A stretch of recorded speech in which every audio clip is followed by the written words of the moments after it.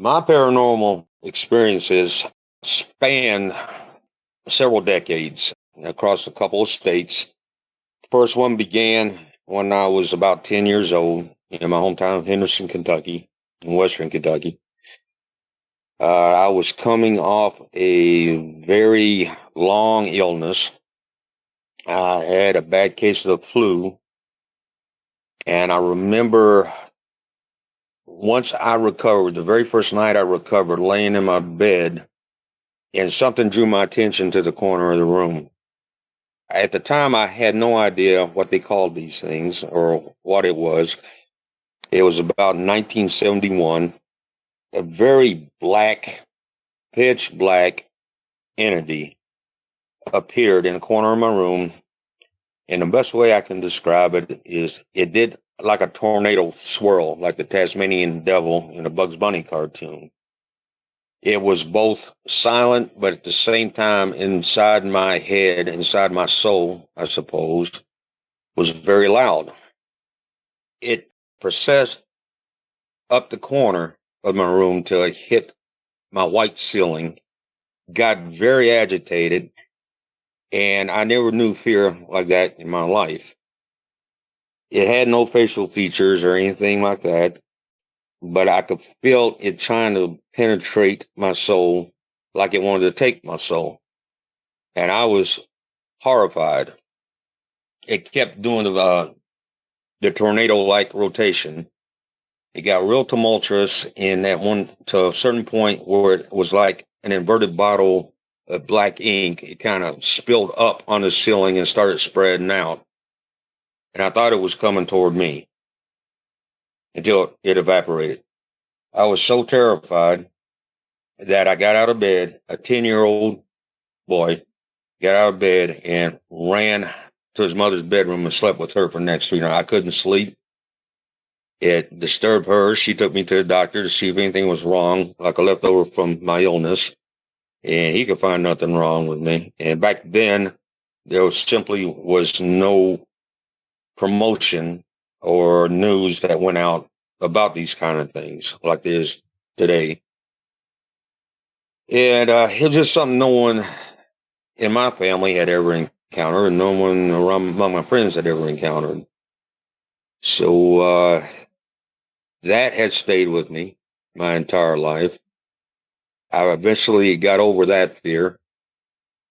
In fact, I was speaking with a friend of mine. I was deployed to Iraq at advanced age and endured some more incoming mortar rounds, but they never affected me. And the friend I was speaking to was also a veteran, and she said it was probably because of your encounter as a child. She says, you went through a horror like that, it would be pretty difficult for anything else to affect you that way. And that was the truth. I was 42 when I was in Iraq, and even the incoming mortar rounds, I don't know why, they just didn't bother me. So that was my first paranormal experience. My next paranormal experience happened about a year later. A group of neighbor kids were over at our house, and we didn't have anything to do. It's a small town, so we were getting around, and one of my friend's older brothers, he was a pretty good-sized boy. We had heard that if you took 10 deep breaths and held it and someone squeezed it, that you could pass out. It was pretty ignorant now when you stop and think back on it. So I did it, and sure enough, I passed out. But what I saw during that state of unconsciousness was really disturbing. It was like I was in another plane of existence, but I was about the size of an old G.I. Joe doll, the originals from the 60s, like a G.I. Joe action figure. I was in a dark, kind of stormy atmosphere, but it was like I was on a golf course where the grass hadn't been manicured. Unfortunately, the grass blades were kind of sharp like needles. And I was laying prone, looking over a knoll down at a distant mansion, a dark mansion. I knew there was something dark and evil inside that mansion, and I was trying to keep from it seeing me. But about that time, I came to, and the room was spinning, and all the kids were laughing at me because they said when I hit the floor, I hit like a limp doll. So that would have been experience number 2. Fast forward a few decades. I was married and living in Barstow, California. And my wife and I shared an old apartment building. It was built to the side of a desert hill. In fact, it was called the Hilltop Apartments and overlooked the train yard in Barstow. It was originally a full house from the way we understood it, and it was divided into four separate units, two upstairs, two downstairs. We had, if you were looking at the building, we had the upper left-hand apartment where you could access it. You had two doors on the same side of the building. We were like right in the side of the hill that you could go into. One door went to the kitchen, the other door about 10 feet down went to the living room. It was all open, almost like a studio-like apartment. And on October, I won't forget this date, it was October 30th of 2003. I was 32. My wife was 10 years older than me. We had had a falling out. I'd been injured on the job, and I was out of work for about a year. And we had a falling out, and we weren't speaking. I was sleeping on the couch. She was sleeping in the bedroom. I was doing dishes. We had an old-fashioned kitchen sink. I was doing dishes in a dish tub, and she came in from work to the kitchen door behind me, didn't say a word, fixed herself a drink, went into the bedroom, closed her door, started watching the little TV we had in there. And she had no sooner left than I had picked up a coffee mug, her own personalized coffee mug. Her mother had sent us a set as a gift. It had her name on it, and I had other dishes in the dish tub. And in a split, I don't know how to describe this other than say in a split second, I felt her presence behind me, and I processed this real quick. I knew it wasn't her. And I felt a woman's finger kind of turned inverted, poked me in the back hard enough for me to drop her mug. And I caught it right before it hit the other dishes in the sink. And even though I knew in an instant no one was behind me, and I knew it couldn't have been her, because there's no way with my peripheral vision in that open area, she could have come up behind me without me seeing her. So I caught the mug and I swung around angry, even though I knew no one was going to be there. I didn't say anything. I walked to the bedroom door, opened the door, looked in to check on her. She was laying in bed just watching TV, and I looked around the room. I didn't say anything because I figured if I said anything, she knew how much I was into Halloween and the paranormal and all that. She would have thought I just made it up. And I just didn't say it. She asked, well, what do you want? And I didn't answer it. So I just closed the door, finished the dishes. I sat up in the dark in the living room. I knew it had to be a relative of hers. And I never met any of her relatives other than her grown sons and her aunts, who she was raised with as sisters.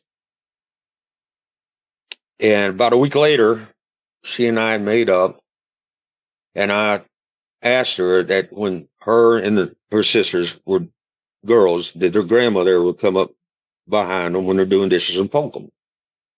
And she said, yeah, she used to poke us and say they're from Memphis, they're from the South, and they had all these weird sayings. She'd say, shoot a monkey.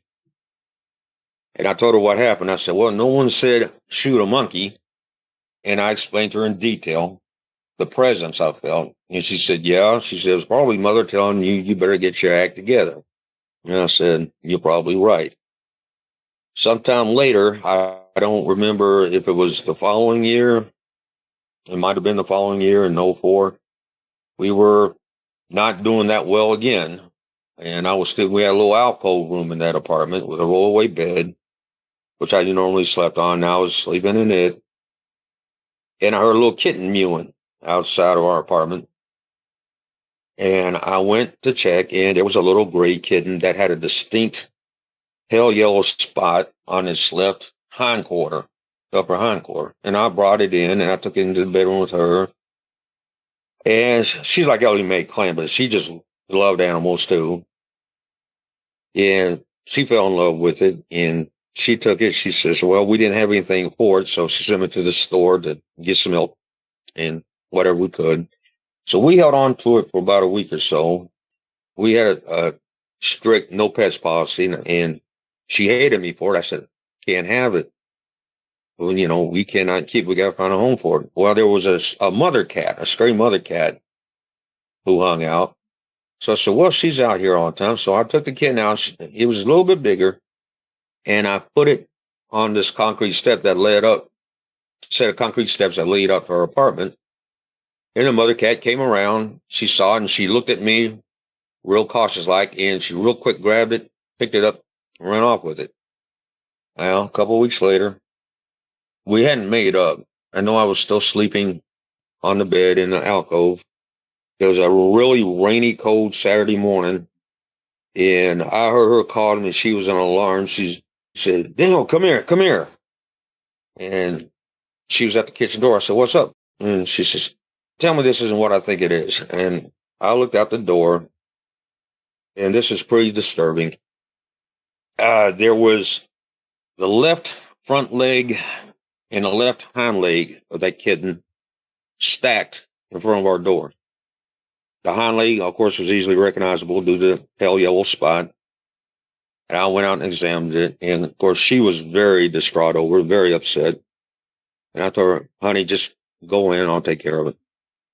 And I could tell that those limbs had been twisted off that animal. There was no bite marks on either leg or anything, but they'd been twisted off in place there. And I lied to her. I said, well, maybe an owl. So we had a lot of owls and hawks and everything there. Either an owl or a hawk got it. And I did my best to comfort her about it. I said, baby, I'm sorry. You could tell the kitten had grown a little bit because the limbs were a little bit larger than when we last had it. So I hesitate telling people all this because any one of my encounters could be explained as overactive imagination or something brought on by trauma. I will accept this part, that I sincerely believe emotional trauma of any kind extreme can open doorways. It can trigger certain events. So that is the end of my encounters. Other than that, she also, that same wife, had encouraged me to start writing because I had a very active imagination when it came to story ideas and everything. She said, well, why don't you quit being lazy, stop talking about it and start writing. I know how to type. I know how to put together a story, but I'm not that familiar with a lot of terminology and specifics on what you use to write with, the type of keyboard or computer or fonts or anything. So I began writing. I hadn't been to my hometown in many years. We had a state park there, John James Audubon State Park, a well-known naturalist who painted wildlife all the time. He actually died in my hometown. And we had a state park there, and I was calling on my memory for that state park. I thought, well, I'll write a horror story revolving around that state park. And I used myself as the main protagonist, but I made him better than what I really was. I used to be a utility meter reader in my hometown, and that enables you to go a lot of places a lot of people can't go. And if you have an imagination, you can string together anything. And I've been in that state park many times. I've been on the hiking trails and everything. I thought, well, I can rig up something here. Said I love Halloween, and I was a big fan of werewolves and Lon Chaney Jr. and things like that. So I'll put that in the character. And I devised a scheme where he won a contest for that town when he would do a Halloween festival. They got more elaborate with each passing year.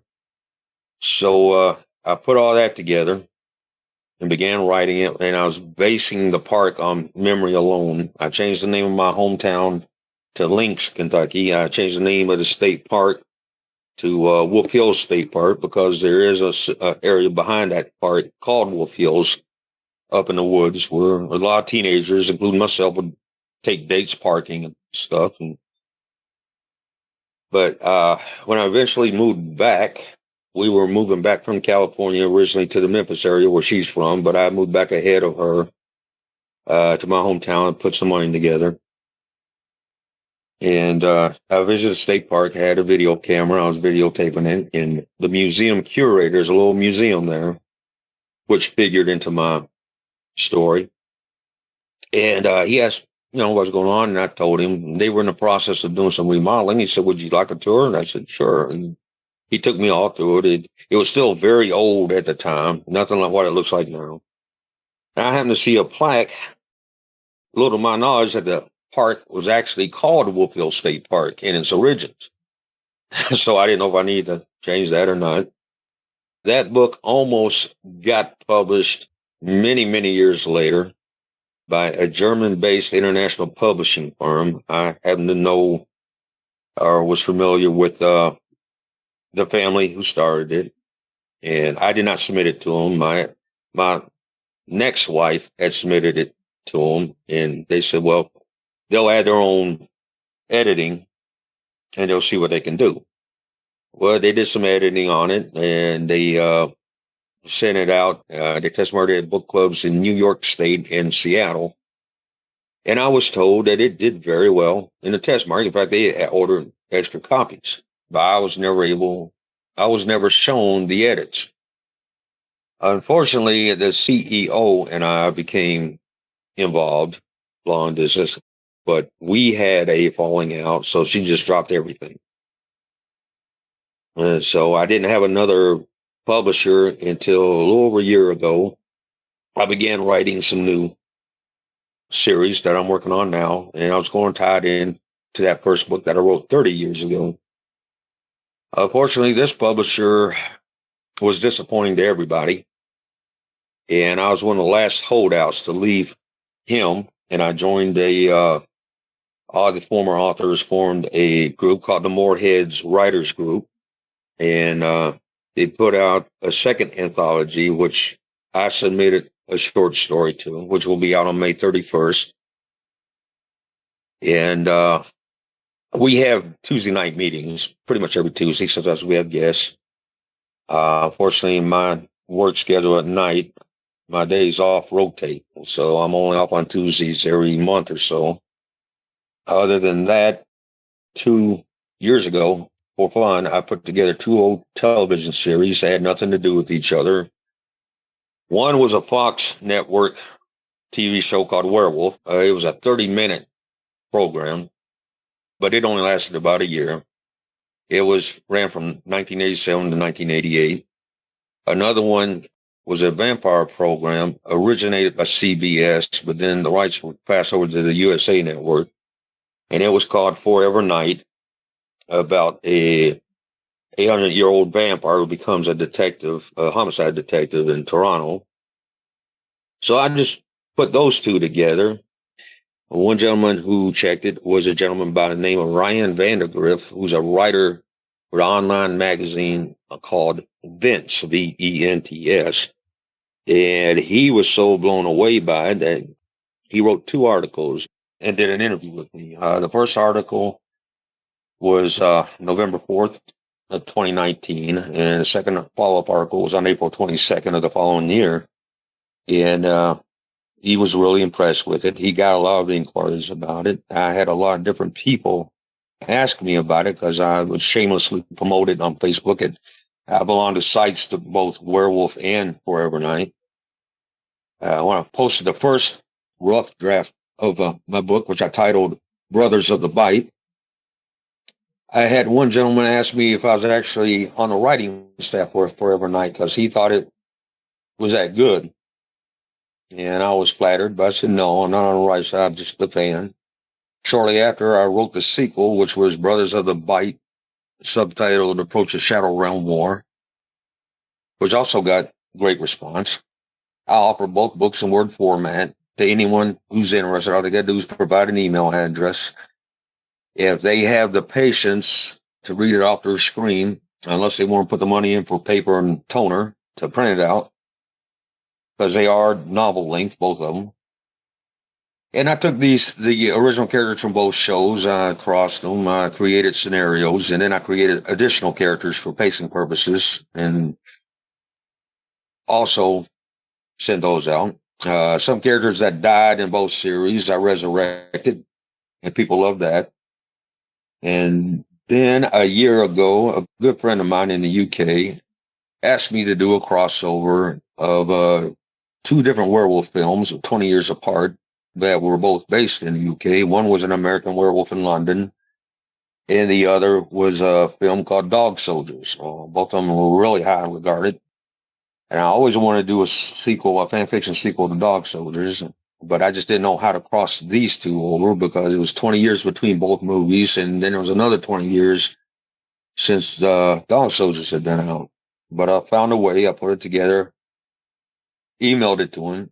He loved it. He wanted to send it off to a friend of his who had actually written, directed, and appeared in a documentary his friend had done for An American Werewolf in London. But at that time, the Queen Mother, Queen Elizabeth II, had passed away. So obviously that nation had more things on its mind than that. So I don't know if his friend ever saw it or not.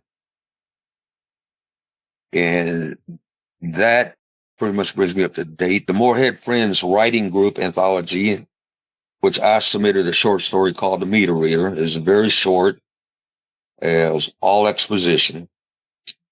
And the title of the anthology is called Welcome to Epham Falls. That's EFFHAM. And subtitled Tales from a Small Town. It will be available on May 31st for release. You can pre-order it on Amazon if anyone's interested. Other than that, I'm working on my third book of this new series I started a couple years ago. The overall series I'm going to call The Companions. It's fictional, totally fictional.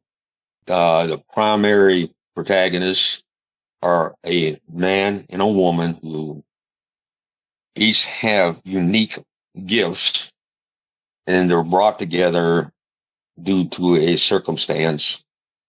It's about cryptids, from dogmen to Sasquatch to some I made up. I pose it as a interdimensional portal access for these things. Again, it is very fictional. I get kind of graphic with some of the violence. I create kind of a hierarchy between the two realms, but I write it where it doesn't come off like a superhero kind of deal. The first book, the overall series, I'm going to title The Companions. The first book is going to be called The Elementals. The second book is just going to be called The Companions, which those two are completed. The book I'm working on now is going to run parallel to the main storyline and introduce some new characters. And it's going to be called The Companion, subtitle Are of the Cryptids. But I will tie all these in. All these are going to dovetail into my very, very first novel called The Legend of Wolf Hills. I want them to dovetail into that. And I'm just working out the details on it and how I'm doing it. But that pretty much brings me up to date. If you've had a paranormal experience and would like to be a guest on the show, please contact us by going to myparax.com. That's myparaex.com. Thanks for listening.